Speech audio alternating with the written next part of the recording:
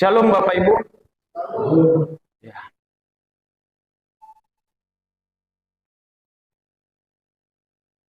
Hari ini kita akan merenungkan sebuah tema, arahkanlah hatimu kepada Allah. Bapak Ibu dan juga saudara yang diberkati Tuhan Yesus Kristus, semua makhluk hidup pasti membutuhkan makanan. Namun dalam memenuhi kebutuhan makanan untuk makhluk hidup itu, termaksud juga kita manusia sebagai makhluk hidup, pasti memiliki cara yang berbeda-beda.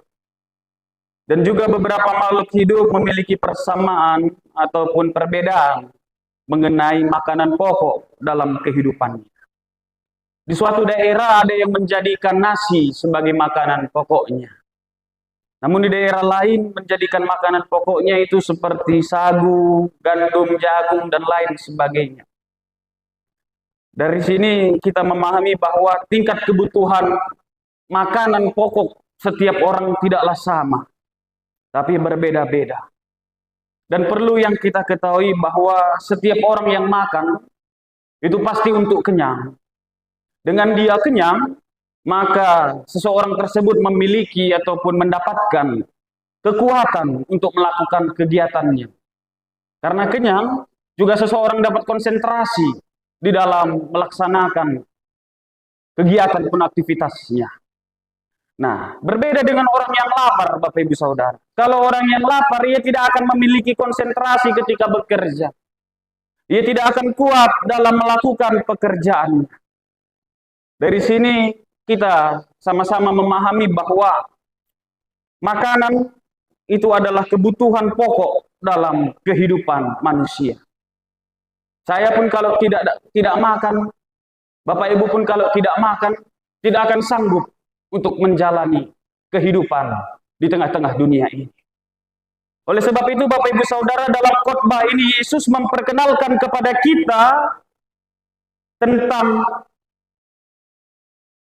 kebutuhan manusia. Itu bukan hanyalah kebutuhan fisik. Karena itu hanya sesaat. Tapi Yesus memperkenalkan kepada kita adalah kebutuhan pokok, yaitu kebutuhan rohani yang akan bertahan dan tidak ada masa ataupun habisnya. Nah, dalam bacaan kita ini Bapak Ibu Saudara, dalam Yohanes 6 ayat 24 sampai 35, ini merupakan lanjutan dari khotbah minggu lalu. Di mana khotbah minggu lalu dikisahkan bagaimana Yesus melakukan tanda mukjizat. Di mana ia memberi makan 5.000 orang laki-laki dengan 5 roti dan 2 ikan. Dengan mukjizat yang dilakukan oleh Yesus tersebut, Bapak Ibu Saudara, nama Yesus di kalangan orang-orang Israel menjadi populer. Nama Yesus menjadi begitu terkenal karena Yesus melakukan banyak mukjizat, terlebih mukjizat yang nyata di hadapan mereka, bahwa Yesus mampu mengubah ataupun memberi mereka makanan yang sebanyak 5.000 orang laki-laki dengan 5 roti dan 2 ikan. Sehingga Bapak Ibu Saudara, karena yang diperbuat Yesus ini menjadi banyaklah orang-orang yang mencari-cari Yesus. Banyaklah orang yang mencari di mana keberadaan Yesus, Bapak Ibu Saudara. Mereka berkata di dalam hatinya, di manakah Yesus berada? Apalagi kira-kira tanda mukjizat yang akan dilakukan oleh Yesus kepada kita. Mereka rindu untuk bertemu dengan Yesus. Sehingga mereka mendapatkan tempat di mana Yesus berada, yaitu di Kapernaum. Sehingga mereka mengejar Yesus, mereka mencari Yesus dengan kapal-kapal sampai ia bertemu dengan Yesus. Tetapi satu hal yang harus kita pahami Bapak Ibu Saudara. Mereka mencari Yesus bukan karena untuk mengenal dia. Tetapi mereka mencari Yesus untuk memenuhi hasrat keinginan mereka. Yaitu untuk mengenyangkan perut mereka. Nah, karena setelah mereka bertemu dengan Yesus, mereka berkata, Rabi, bila mana engkau tiba di sini? Rabi Bapak Ibu Saudara itu berarti guru.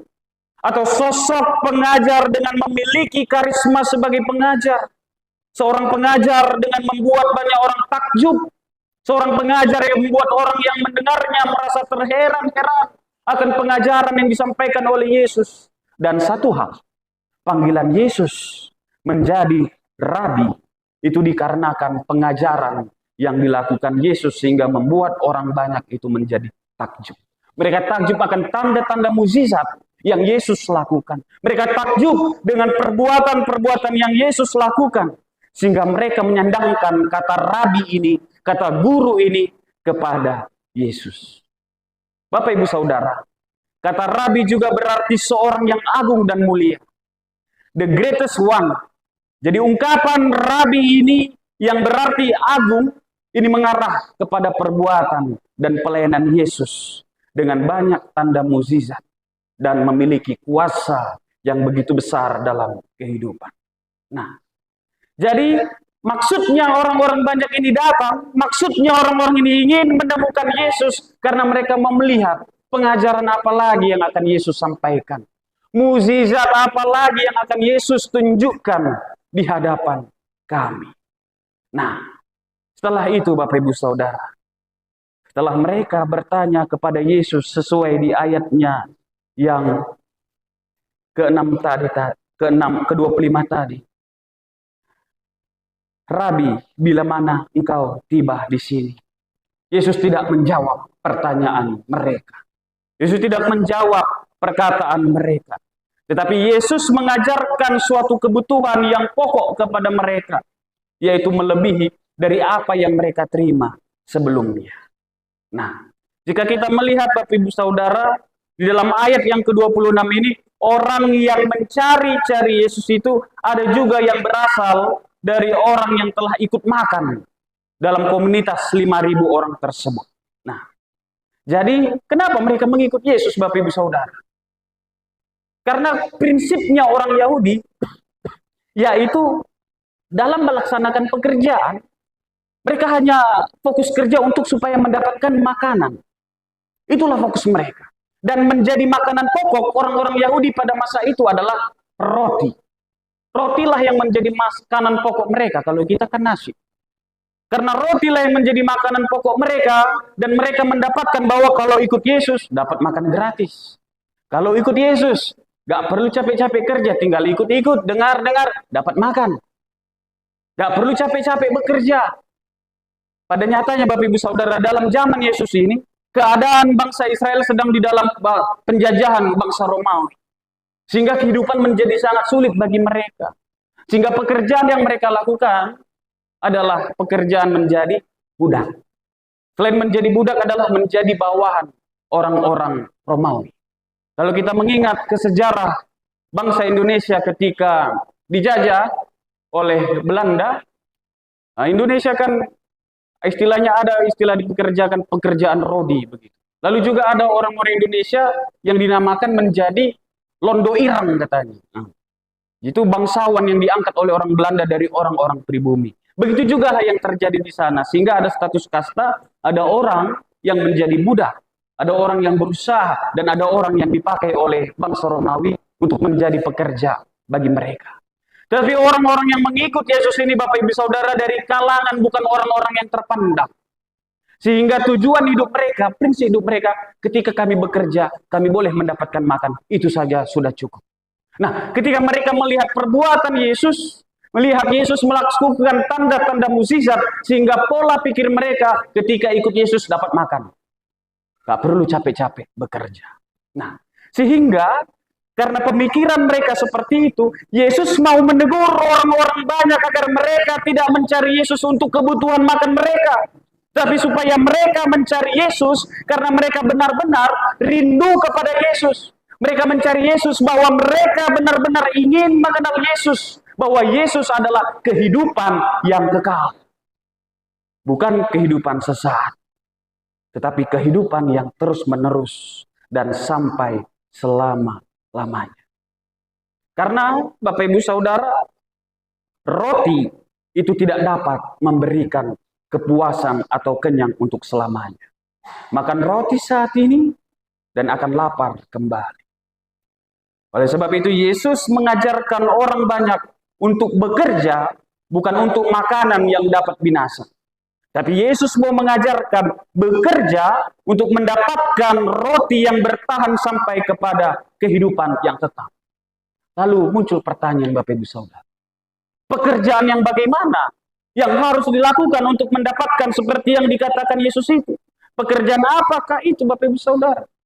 Tapi dalam bacaan kita ini, Yesus tidak memperkenalkan suatu pekerjaan. Tetapi di sini Bapak Ibu Saudara, Tuhan Yesus mau mengubah pola pikir mereka.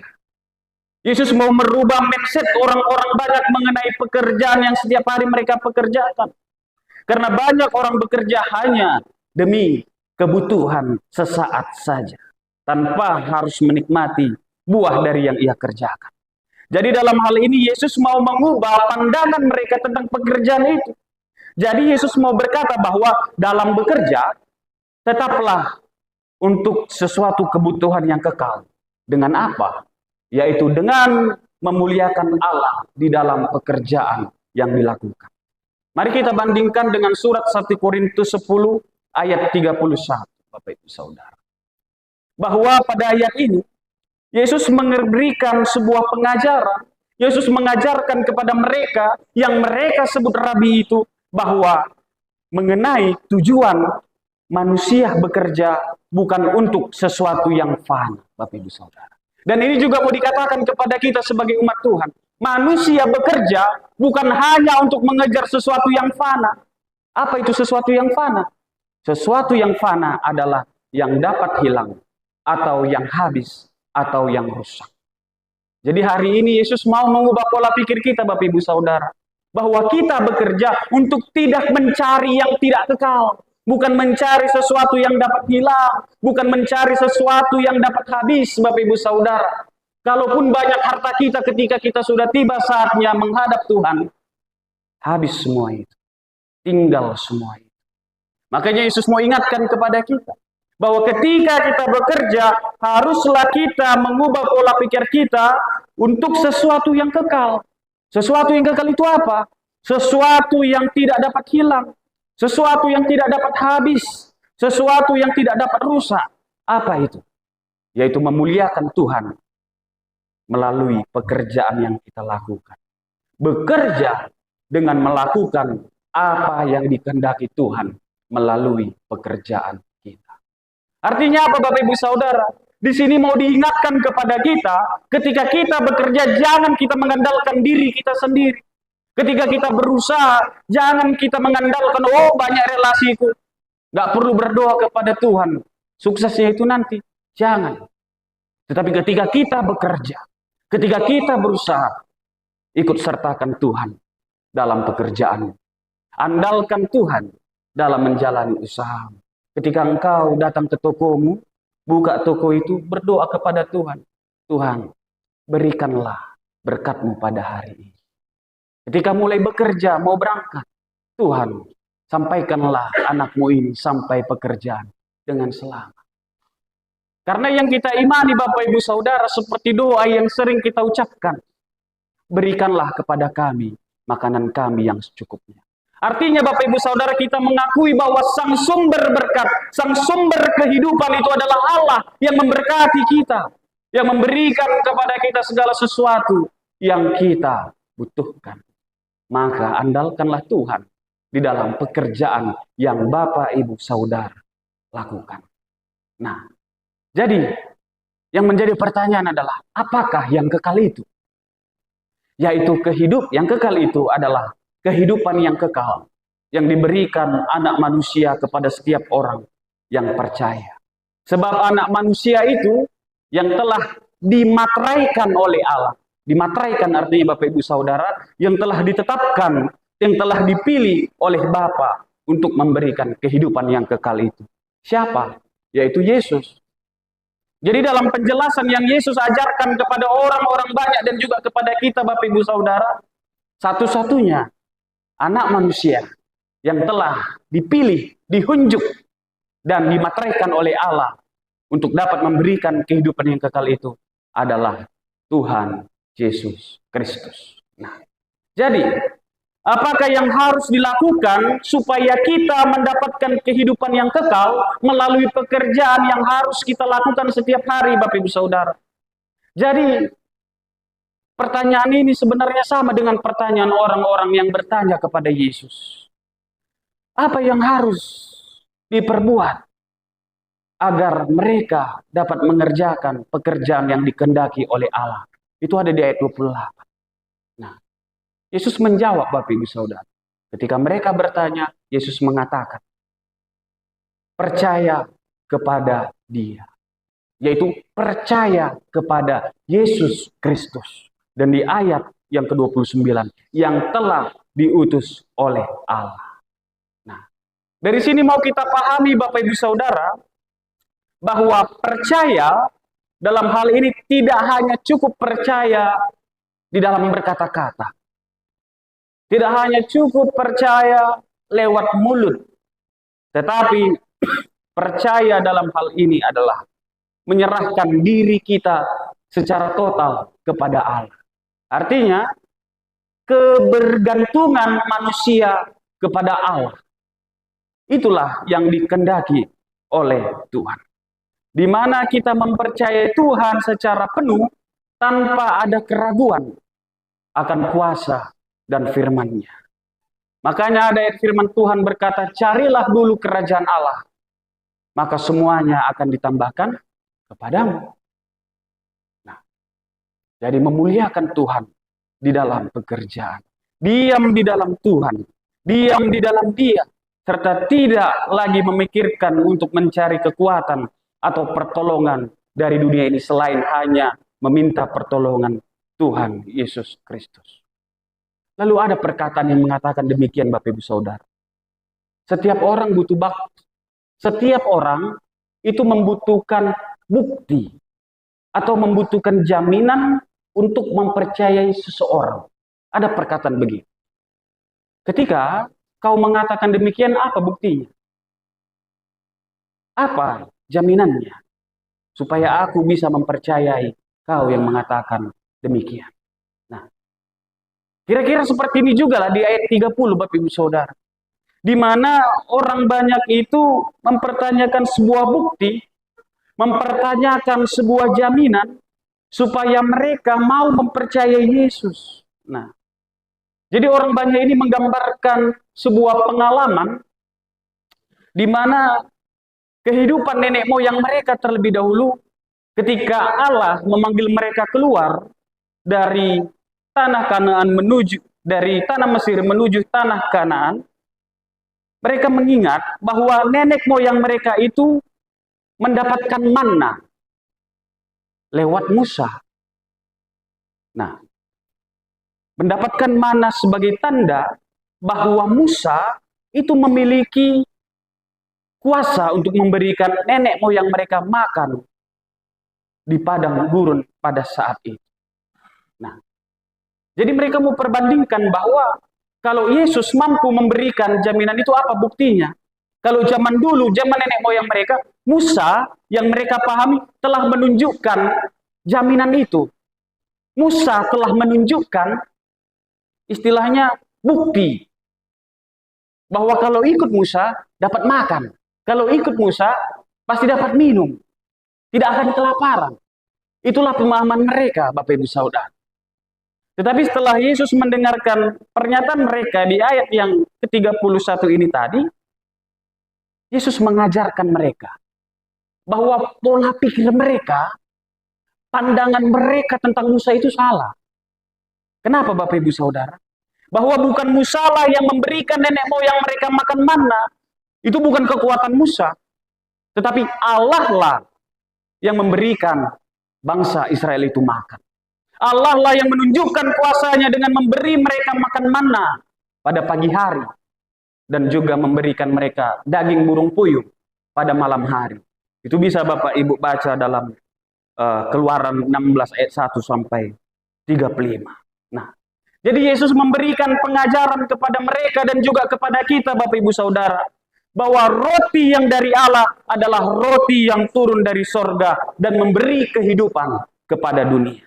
Sekali lagi saya katakan, roti yang dari Allah adalah roti yang turun dari sorga dan memberi hidup kepada manusia.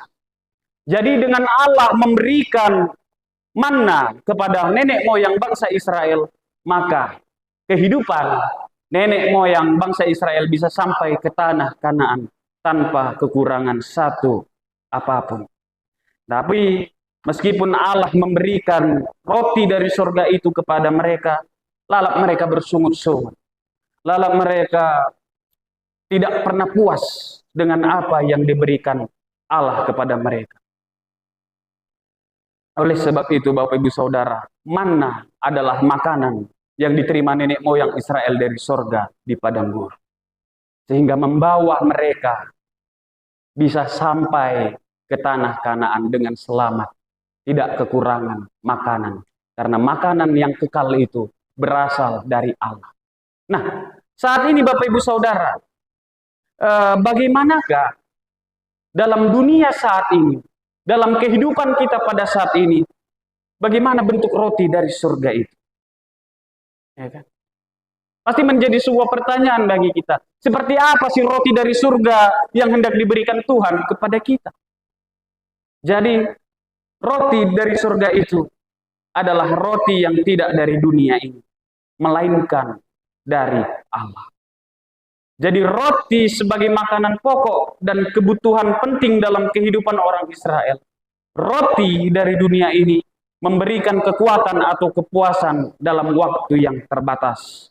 Ketika sudah mencapai batas, maka kekuatan dan kepuasan dari roti itu akan hilang. Sehingga menjadi lapar lagi dan tidak kuat lagi. Dengan kata lain, orang itu menjadi lemah. Dan apabila tidak segera mendapat makanan, maka ia akan mati. Nah, jadi roti dari Allah pada saat ini itu apa Bapak Ibu Saudara?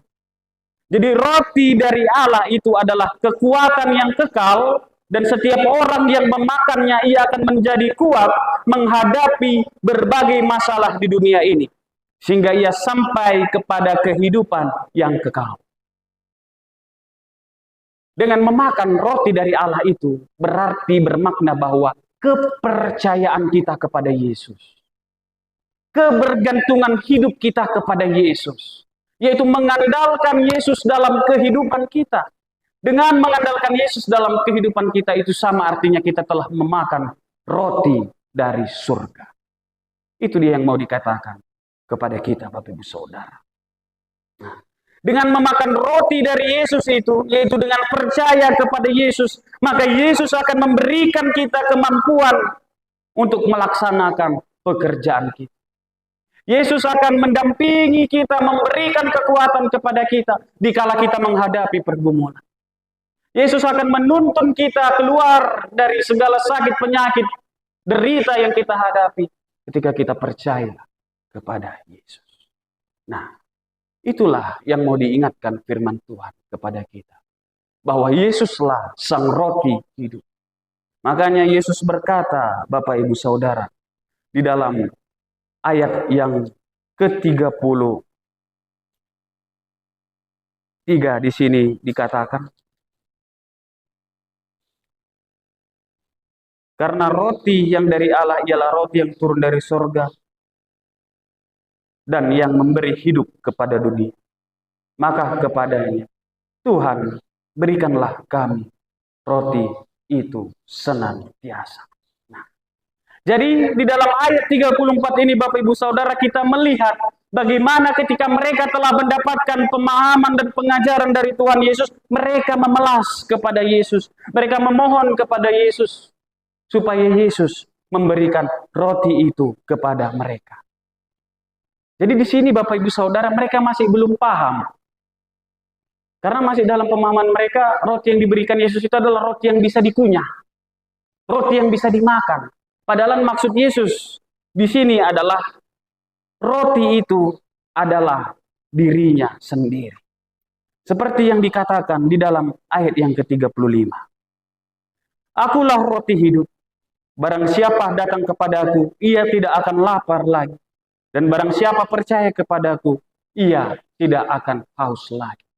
Jadi dengan kita datang kepada Yesus, dengan kita beriman kepada Yesus, kita telah menerima roti kehidupan itu, Bapak Ibu Saudara.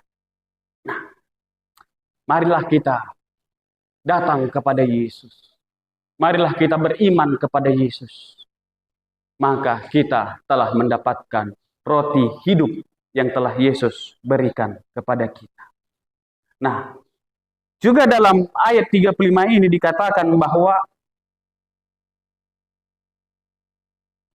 barang siapa datang kepadaku, ada kata, ia tidak akan lapar lagi. Ia tidak akan haus lagi. Ungkapan Yesus ini, Bapak Ibu Saudara, bukan berarti ketika kita sudah percaya kepada Yesus, kita yang hidup di dalam dunia ini tidak perlu lagi makan. Bukan berarti kita yang sudah percaya kepada Yesus tidak perlu lagi minum, Bapak Ibu Saudara.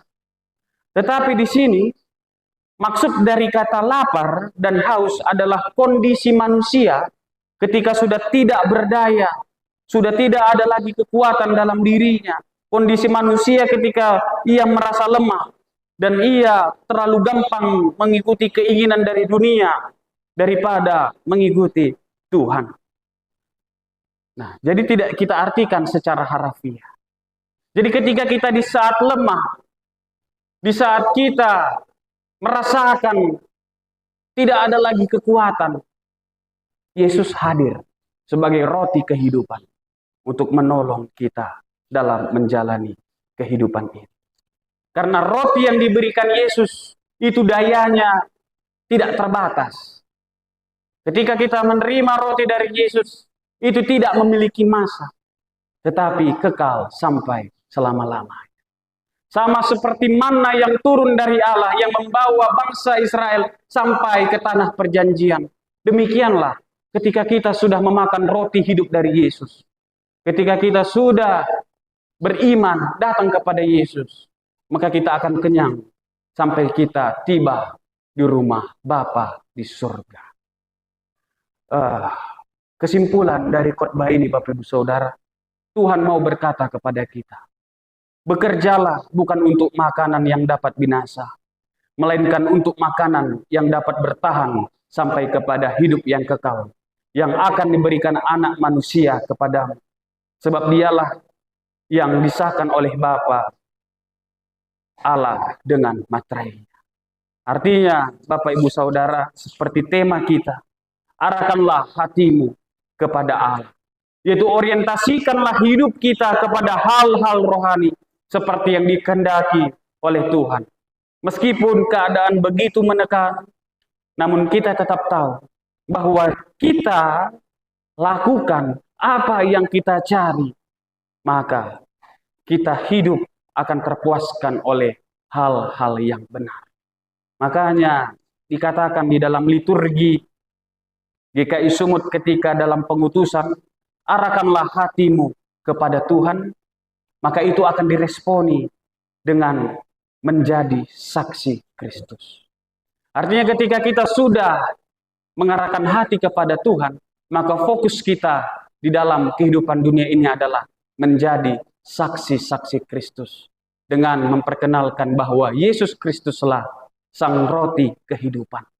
Jadi ada seorang teolog asal Jepang yang hidup tahun 1929 sampai 2009. Dia bernama Kosuke Koyama.